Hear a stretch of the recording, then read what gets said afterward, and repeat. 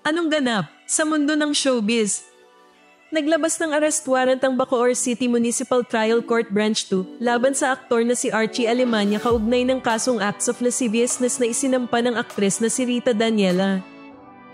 Sa kautosang may petsang 18 ng Marso, nakitaan ng probable cause ang reklamo ni Daniela, kaya inutusan ng korte ang pag-aresto kay Alemania.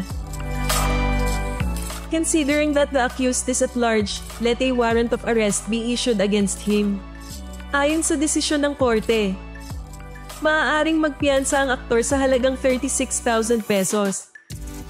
Ayon kay Daniela, hinalikan at hinawakan umano siya ni Alemania ng walang pahintulot bukod pa sa paulit-ulit na pagbibitaw ng malaswang komento matapos ang isang Thanksgiving party noong September 2024. Sa ngayon, wala pang pahayag mula kay Alemania kaugnay ng issue. Ano sa tingin nyo? May basihan ba ang reklamo ni Rita Daniela o may ibang panig sa kwentong ito?